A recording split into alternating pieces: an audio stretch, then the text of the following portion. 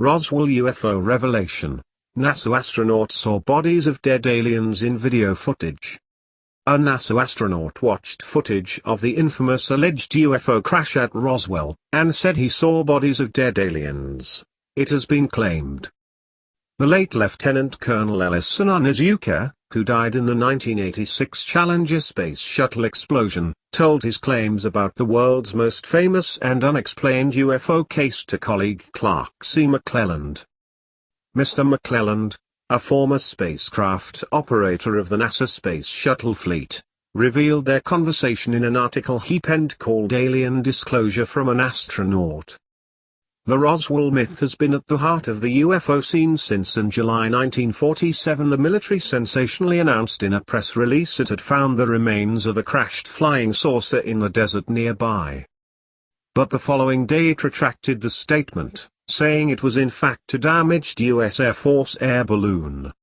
Witnesses later came forward to say there had been alien bodies within the crashed craft, which along with the wreckage were then taken to the mysterious top-secret Area 51 military base in Nevada. The conspiracy theories surrounding the events remain today. Mr. McClelland told how he learned of the bizarre story as he and Mr. Onizuka discussed their time at NASA during a routine preparation mission. He was surprised when Mr. Onizuka asked about his opinions on intelligent extraterrestrial life. He wrote, Mr. Onizuka had a surprising experience along with other U.S. Air Force, USAF, aerospace flight engineers and pilots while on military training duty at McClellan Air Force Base, about 8 or 9 years prior to his astronaut training. He and this group were at this base for specialized training when they were directed to report to a viewing room. As they were seated, the room darkened and a movie began without the usual official introduction by a USAF officer. Mr. McClelland claims Mr. Onizuka described being startled when the film began to show what appeared to be some sort of medical examination room with small bodies laying on some sort of table or slab.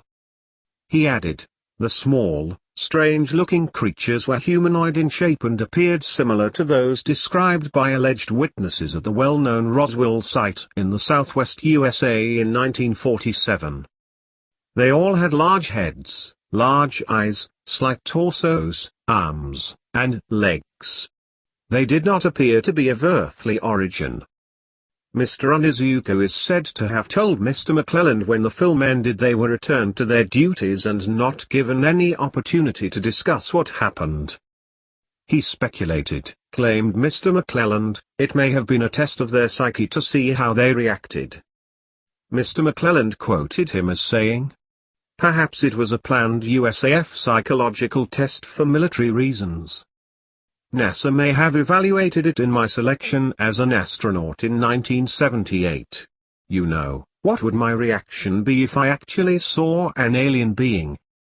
The pair apparently agreed to meet again to discuss it further, but then, on January 8, 1986, Mr. Onizuka and 6 other astronauts perished in the space shuttle disaster.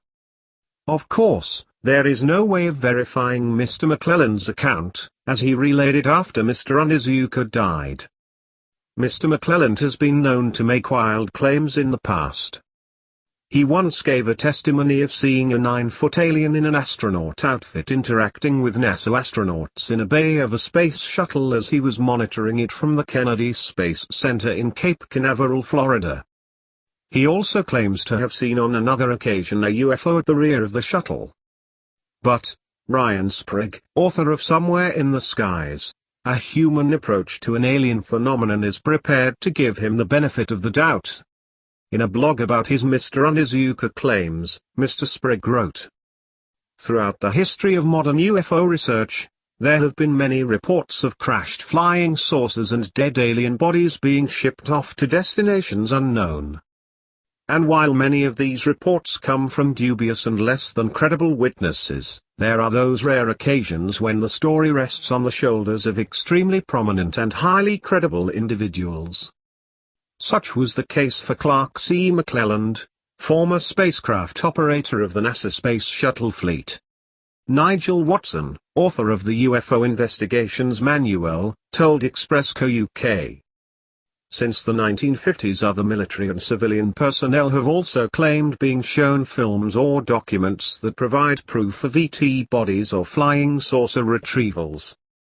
If those and Mr. McClelland's story is true, regarding a film screening showing alien bodies, it might have been a test by the USAF and our other agencies to find out the reactions they would get from the viewers. At best, this is an interesting story but lacks any firm evidence of the existence of extraterrestrials.